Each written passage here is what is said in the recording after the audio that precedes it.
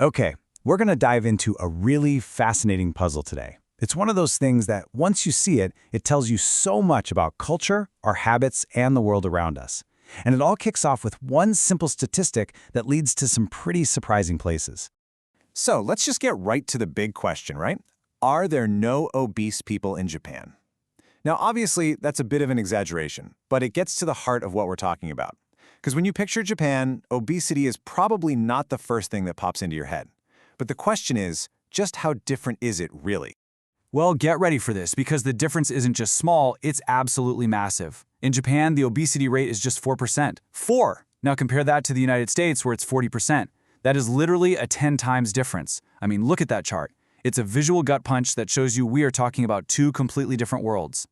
And to really put that tiny 4% figure into perspective, there's this great line from the source material that just made me laugh. It jokes that the 4% probably only includes the sumo wrestlers, the one group of people who are professionally supposed to be huge. It's a funny way of saying just how incredibly low that number is for everybody else. So what is going on here? What's the secret? Well, the first and maybe the most important clue is all about the food. It's what people are eating, and maybe even more importantly, it's how those eating habits get locked in right from childhood. And this is where it all starts. Think about the typical kids menu in a lot of places. It's all fried stuff, mac and cheese, right? Well, in Japan, kids are raised on staples like broccoli, plain white rice, and just balanced meals. This isn't some special health kick diet for them. This is just normal, everyday food. And that shapes what they want to eat for the rest of their lives. So you could argue the most crucial part is actually what's missing. There isn't this culture of creating separate, super sugary fun menus just for children. For the most part, kids eat smaller versions of what the adults are eating. And that one simple difference stops a preference for super processed sugary food from ever really taking hold. Okay, so when you see all this, it's really easy to jump to one conclusion. I know what you're probably thinking, right? It's got to be genetics. It just seems logical that Japanese people are just, naturally built to be slimmer. But is that the whole story? Well, here's the big twist that kind of blows that whole theory out of the water. Check this out. The research shows that when Japanese people move to other countries with different food environments, guess what happens? They tend to gain weight just like everybody else.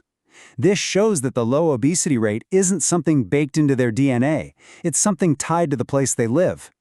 So let's just state it as clearly as we can. The evidence here is pretty overwhelming.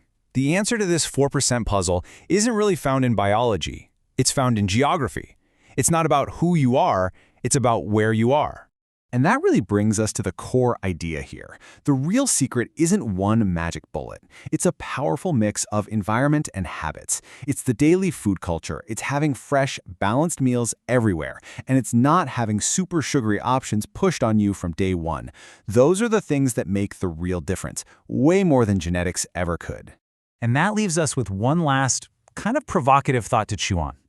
This whole story about Japan's 4%, it isn't really just about Japan.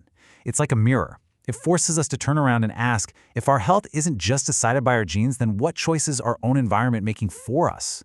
What does your local grocery store, your work cafeteria, or the restaurants on your street say about the food culture that you're living in every single day?